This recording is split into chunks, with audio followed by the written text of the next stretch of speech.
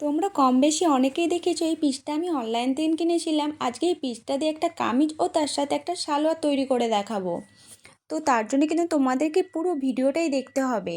তো ফার্স্টে দেখো আমি এখানে দুটো কাপড়কে আলাদা আলাদাভাবে খুলে নিলাম, কারণ আমি যেহেতু সিঙ্গেল সিঙ্গেল করে কাটিং করব। তো ভালো করে মেজারমেন্ট নিয়ে প্রথমে ড্রয়িং করে নেওয়ার পর তারপর কিন্তু আমি কাটিংটা করছি। তোমরাও কিন্তু ভালো করে আগে মেজারমেন্ট নিয়েই তারপর কিন্তু কাটিংটা করবে। সেলাইয়ের কাজ করতে গেলে কিন্তু অনেকটাই ধৈর্যের প্রয়োজন হয়। শুধু সেলাইয়ের কাজই বলবো না, সব রকম কাজেরই কিন্তু অনেকটাই ধৈর্যের প্রয়োজন হয়। তবেই কিন্তু তুমি কাজটাকে ভালোভাবে করতে পারবে। সালোয়ারটা যেহেতু এখানে পিঙ্ক কালারের ছিল, তাই জন্যেই পিঙ্ক কালারের পাইপিং দিয়ে কামিজটাকে পুরোটাই হাইলাইট করে দিয়েছি। দেখতেও কিন্তু ভীষণ সুন্দর লাগছে।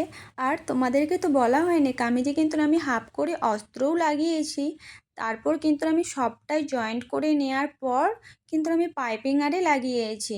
কাঁধারে জয়েন্ট করে হাতারে লাগিয়ে তারপর কিন্তু পুরোটাই ফিটিংস করেছি। চলো তোমাদেরকে পুরো কামিজটাই ভালো করে দেখায়। তো আমি কিন্তু একবারে প্যান্টটাও রেডি করে নিয়েছিলাম, সালোয়ারটা। তো দেখো কামিজটা কিন্তু খুব একটা লংয়ের মধ্যে নেই, একটু শর্টের মধ্যেই রেখেছি। আর লটকনটা দেখো পাইপিং দিয়ে হাইলাইট করে দিয়েছি। আর ব্যাক সাইডেও কিন্তু গোল করে অনেকটাই ডিপ করে রাখা হয়েছিল, আর ফ্রন্ট সাইডেও কিন্তু গোল করেই কাটিংটা করেছিলাম। আর সালোয়ারটা দেখো খুব কিন্তু কুঁচি হয়নি, যেহেতু অনেকটাই কাপড়টা কম ছিল। তো আজকের ভিডিওটা আমার কেমন হয়েছে অবশ্যই কিন্তু জানিও।